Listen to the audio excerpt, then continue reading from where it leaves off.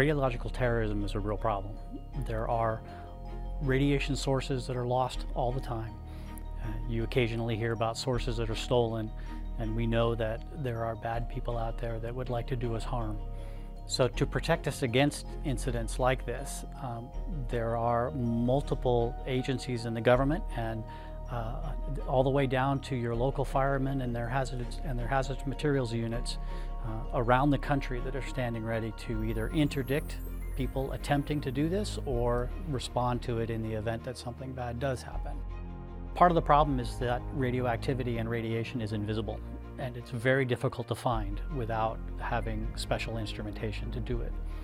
So these people who are charged with saving us and protecting us, their first job is to catch it before it comes in and find it. They have to have special instrumentation to do that, and they have to be trained to use that instrumentation. It's not possible for them to train right now in a way that will use the real instrumentation we want them to be prepared to use against these high hazard situations that we'd like them to be prepared to deal with. We've come up with a solution to solve this problem in training, and we've done it in a way that allows them to avoid all of the expense of dealing with real radioactivity and all the security issues that come along with that. So what we have here is what we call the Radiation Field Training Simulator, or RaFTS, designed to provide realistic training to folks that are searching for illicit radioactive materials. And it combines the best of what can be done in the real world with everything you can imagine in the computer world into a single device that allows the responders to use their real operating instrumentation against these sorts of scenarios we want them to be prepared to deal with. Doing that makes it so that we can simulate radioactive sources in the field without bringing any hazardous material to the field at all. This board and this board are what we're talking about that shrink down into this box. Unplug the detector from the preamp and plug in the RaFTS input.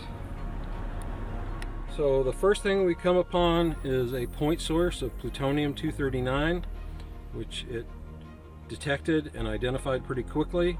Then even before we got to the hottest area of the uranium, we stopped and were able to identify it.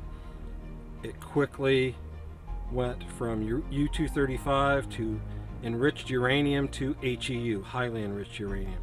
Then we moved on to the simulated plume of cesium, where the light colored is the detection level, the darker is kind of the medium, and then the hottest zone of cesium contamination.